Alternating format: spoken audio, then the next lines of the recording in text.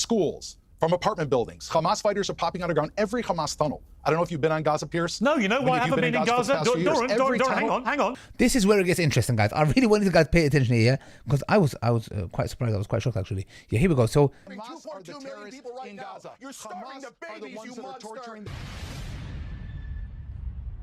I am a Riva, and I was taught how to pray Salah. That means every single time I pray, the person who taught me gets the reward. 5 times a day, from Fajr to Isha. If you want to support someone like me in learning Salah, then sponsor 10 people for just £100 this Ramadan. remember the Prophet, peace be upon him, said, Charity does not decrease wealth. Click the button and donate now.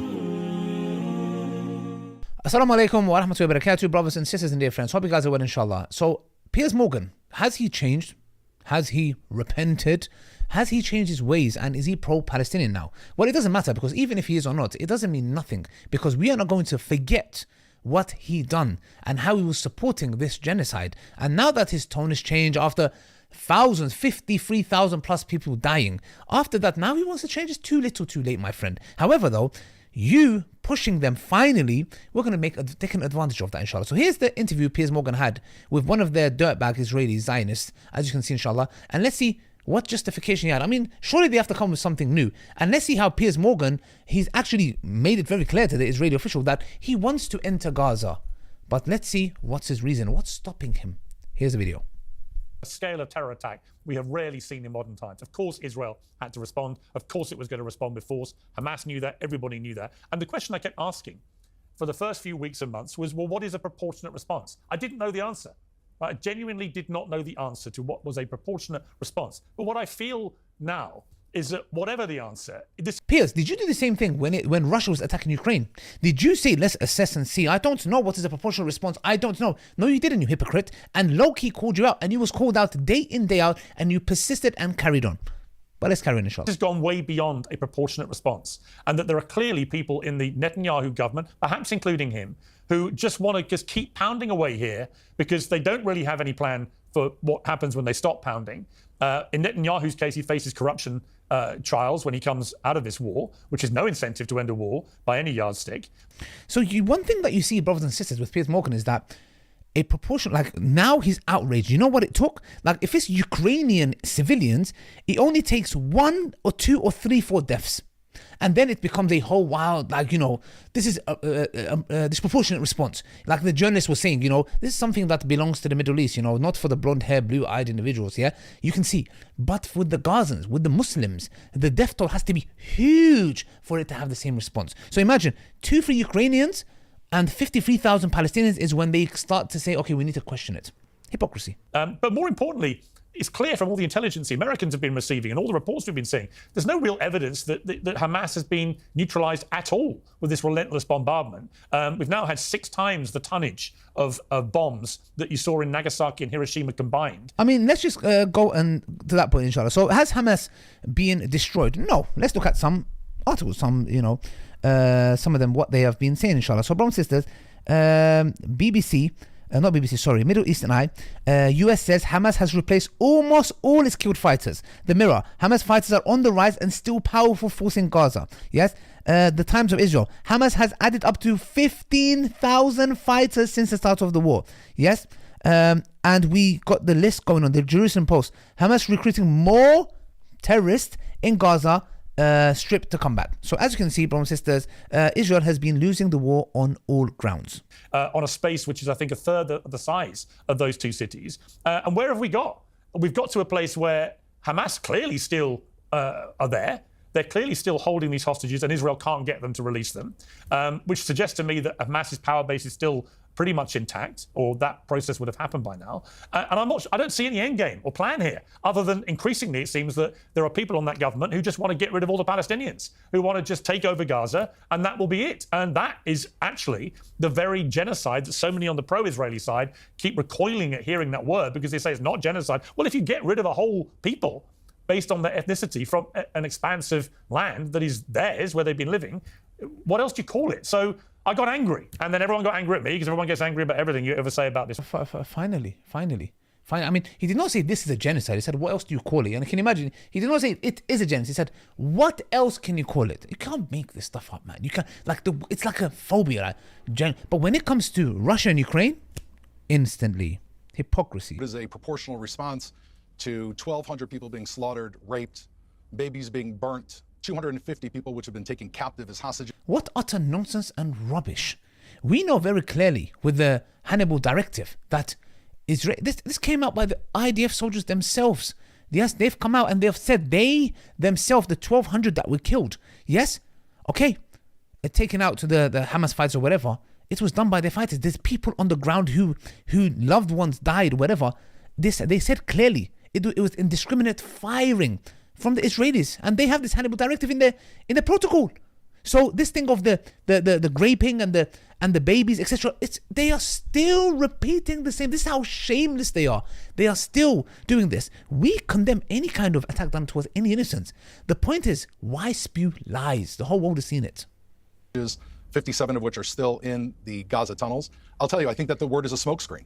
Hamas went after civilians, and you're asking me what's a proportional response? Israel's response has been never to go after a civilian, only to go after Hamas terrorists. Now, I've been in Gaza. I've been in Gaza 4 different times. They killed tens of thousands of civilians. And when you're in Gaza, yeah, but when you're in tens Gaza of thousands and you're of on the civilians. ground in Gaza, what you see, just 1 second, what you see when you're on Gaza is you're being fired on from parks, from schools, from apartment buildings. Hamas fighters are popping out of ground every Hamas tunnel. I don't know if you've been on Gaza, Piers. No, you know why I haven't been in Gaza? Doran, hang on. This is where it gets interesting, guys. I really wanted you guys to pay attention here, because I was quite surprised. I was quite shocked, actually. Yeah, here we go. So this is where, I mean, this Piers Morgan, the pro-genocidal maniac himself, and Piers, you're not going to get away with thinking by just talking about this and now making some valid points. You are not pro-Palestinian ever.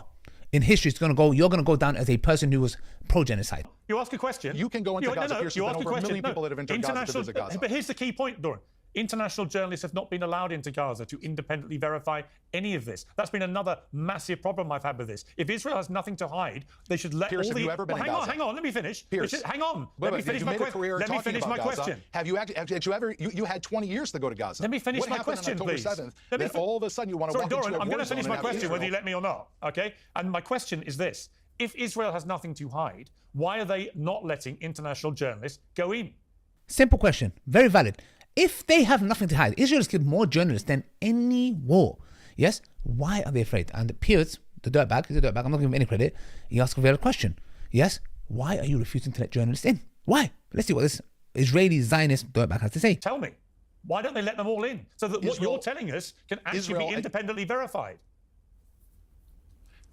Piers, Israel is trying to deal with a terrorist regime that is popping out of tunnels, popping out of buildings, is everywhere. And you want us to unleash a flood of reporters into the area. When a Hamas reporter was killed because he was Hamas, the entire world media blamed Israel for killing a reporter. And he was a member of Hamas, a verified member of Hamas that filmed himself as part of October 7th. So you want us to unleash 1,000 reporters? You're not banning the international media out of concerns for their safety. 1 second, Piers. Don't insult my intelligence, all right. You asked me about Piers has intelligence now. I mean, look, because he's stating the obvious now. He's like, you think I'm stupid now? Yeah, you've been stupid for a long time, Piers. You've been a very stupid man, you have. Yes?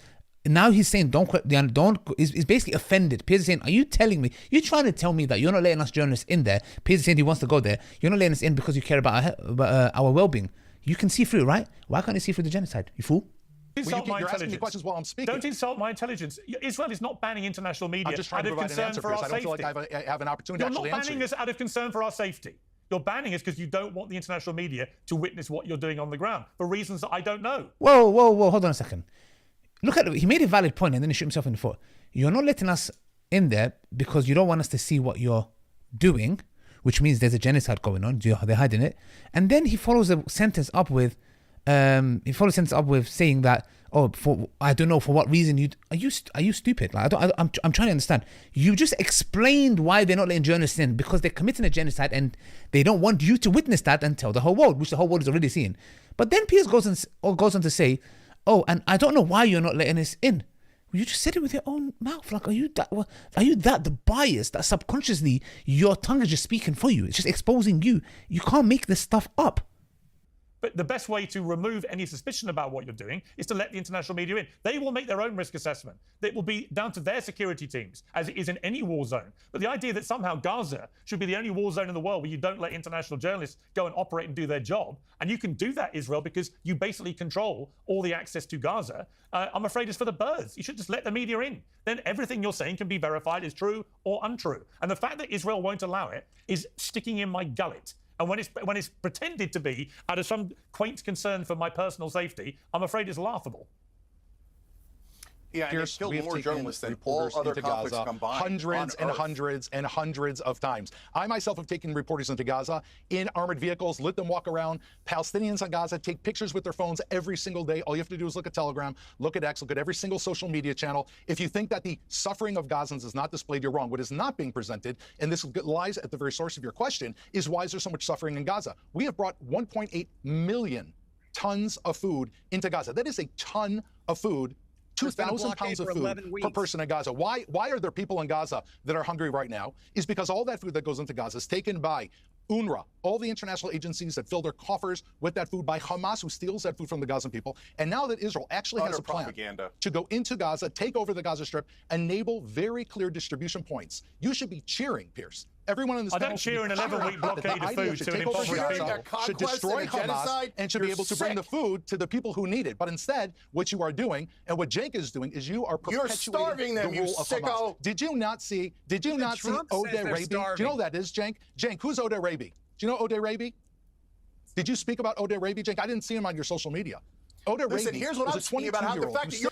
I don't know what this guy is talking about, but here, Cenk called him out for what it is. And here, he absolutely humiliates him, that he is actually starving people for God knows 11 plus months.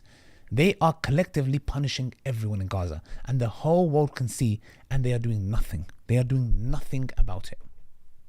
Hamas are the terrorists in Gaza. You're starving the babies, are the ones that are torturing the Gaza people. You're and the he terrorists. and 10,000 people came to his funeral when his body was dragged through the streets of Gaza. His parents received his body with a noose around his neck and his underwear. And all of those people, 5 were killed, and dozens and dozens of them have gone missing. You know who's the worst but terrorist you in the would world? decide to keep Hamas in power. And the reason is you've never been on the ground. You support David Duke. You're an anti-Semite at your core. You care nothing else about the Muslim world. You don't care about women's rights. If you're going to talk over everyone else, I'm going to talk over you. You've starved more people than anyone else in the world. It doesn't respect women. And never stop talking. Don't talk over each other because no one can hear it. Israeli propaganda, and I'm sick of it. All right. Get him to shut up for a second and let other people talk. All they do is Israeli propaganda. It is a fact that they are starving the children of Gaza right now. It is a fact that they have killed over 53,000 people. And he says, 1,200 is terrible. It is terrible what Hamas did on October 7th. But to say that 1,200 people killed, you don't think it's terrible, Cenk? Since the very day